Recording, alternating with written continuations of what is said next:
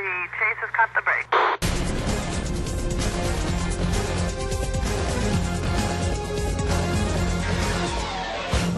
Got Jens Voigt from Germany and Team CSC. Jens is 35, correct? Of age. Once again, today's final time, 3 hours, 43 minutes, 44 seconds. And Jens, this type of race seemed hard. I mean, especially early in the season, like guys are really punching it up. Take us through, give us your impressions. Well, there's never such thing than an easy race, you know. We didn't really plan to be like this today, but I just followed a couple of moves at the start. Just happened to picking the right one.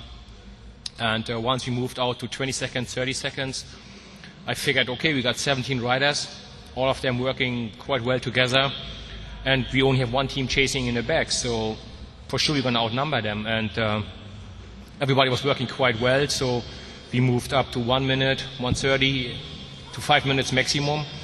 And once we had 5 minutes, I actually thought, okay, that looks quite promising. I think we can keep it together. Wasn't me. You know, we can really actually make it. But then I saw them coming back to us really fast. The Rabobank team started chasing as well. So we only had, 1 minute, 1:20 at the bottom of the climb. And then I figured, okay, I really need to survive that first steep part of the climb. And yeah, they caught me, 2 kilometers to go before the top.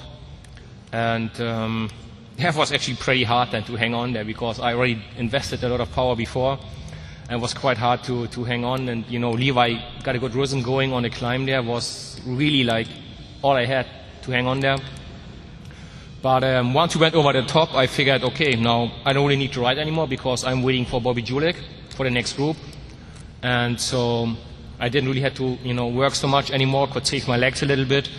And I figured, okay, I got a fair chance of winning the stage. And will this change the team dynamic, do you think, for Team CSC?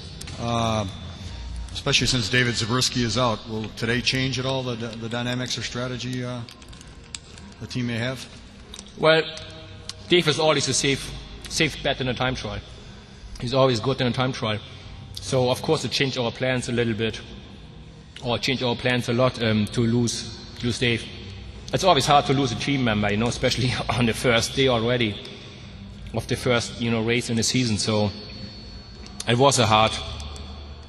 Basically, the whole first day was just not good for us. I was about to say a word you couldn't print, but the whole day was not good. Let's put it that way. You know, we had Christian van der Velde in a crash. We had Carsten Krohn in a really bad crash. He managed to still hang on and still survive every day. We lost David Zabriskie, and then I almost saw JJ winning a stage, but then he got a hook in the sprint and he didn't win, so nothing worked out on that day. But I think with the 2 stage wins now, we are more than happy now. So yeah, back to the racing plan. We still have Bobby Julik, and yeah, I hope I can do a good time trial as well, so we see what happens. Jens, in the breakaway, it looked like you were encouraging a lot of the riders to kind of hurry up and work harder and faster when you got to the front. Is that correct? Yeah, it is. Because I figured, okay, boys, you know, it's now or never. We, you know, either like make it or break it, you know. Once we had 20 seconds or 30 seconds at the start, I said, come on, you know, we really need to go now. We don't want to be caught again. And, you know, things I like to say always in situations like this is, you know, the finish line is in front of us. It's not behind us. So stop looking back, looking forward. And, yeah, just try to get the boys, you know what, work together. And for sure, we're going to be outnumbering them, you know, because we have 17 riders working together. Okay, 16. You know, of course, McCartney wasn't allowed to ride. Of course, he's, you know, because we had 16 riders and they only had 5 or 6 riding in a peloton. So I said, it just got to work out here. Who would you say was giving you the most help in the breakaway? And any riders you could single out who were really on the same page as you as far as the urgency was concerned? No, I would really say everybody worked as good as he could, as much as he could. And of course, you have some riders, they are, I don't know, afraid or intimidated by that massive climb at the end of the stage, you know, and try to save it a little bit, what is totally normal and just naturally, you know. No, I would really say we worked quite well, and it worked out really well, really good. So there's nobody really who I could say put the finger on him and go, he didn't help us or he helped us the most. It was really nice how we shared the work. And then at the bottom of Sierra, after you came over Sierra Road, at the bottom of the descent, and you had like about a minute on the group of 30 riders, 10k to go. How did you feel then? Did you feel like you were confident that you could keep that gap? Yeah, because I mean, I did do a lot of work before. And then after that I said, sorry boss, but you know, I'm waiting for my Captain Bobby Julik here, so I'm not really working a lot. So I had more or less a free ride for the last 20 Ks. Could save my legs a little bit. And they were actually going really fast, I have to say. I mean, really big chapeau, you know, for the guys they were swapping off there.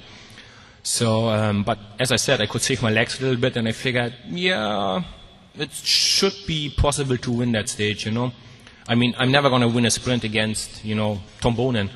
But on a little group like 5 riders, I figured I got a fair chance.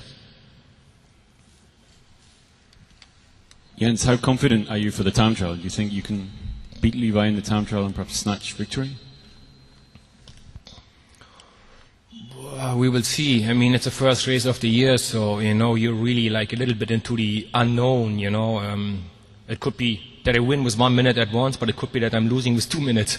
So it's really hard to say in a moment. I mean, we had our little secret time trial in our training camp. So I finished second there, and I think I was beaten by 1-2 seconds by Fabian Cancellara. So I hope I get it together and I'm doing a good one, hopefully. Yeah, 1 or 2 seconds. Well, it was only, what was it, 5-6 kilometers? Hi, Jens. I interviewed at the press conference in Gilroy, and you made a joking comment about Tour California being CSC versus the Carnage behind you. Can you comment on, though you don't have the leader's jersey yet, but you've won 2 stages, and today was definitely you versus the Carnage behind you. Can you comment on that? No, I mean, as you already mentioned, that was just like a joke I throw in to like loosen up the atmosphere a little bit. No, I mean, we got some serious contenders here, and it looks like Levi is really motivated for this one. He's really sharp. He's really, you know, obviously in good shape because on the climb he dropped everybody. I was just lucky that I had a little bit advance before the climb. So it ain't over yet until the fat lady sings. Can we say that? So, you know, we got to see what happens in the next days. I mean, yeah, we got a fair chance, that's for sure, but also Levi got a fair chance. He's a good rider, or a great rider. He's a great time trialer, so it's still open. And today we only had, 10-15 seconds to the next group behind us, so it's still really open. And also, okay, with JJ we had a really nice, fantastic win yesterday. Today also it worked out a little bit lucky for us that I was able to hang on there. But as you could see on the first day, it didn't work out at all for us. So, you know, it's hard to say where it goes from here. So how do you translate it isn't over until the fat lady sings in German? I don't really know. I don't think we have an expression like that, actually. That's why I like to say it all the time, because it sounds funny to me.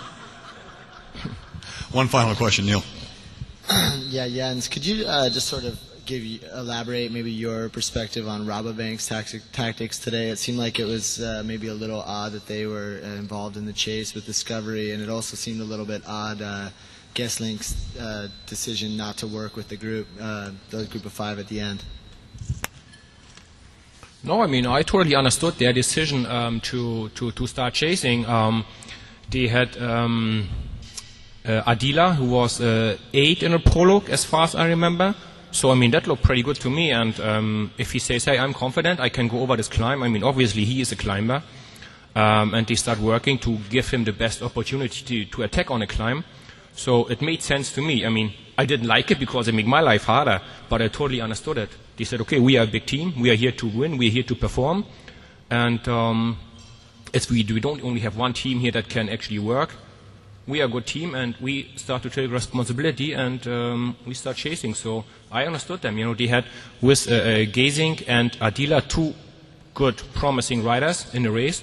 So why not using the chance, And so then I think Gazing also, he was pretty much on the limit on the climb. So he figured, okay, I better stay here in the back and save my legs a little bit.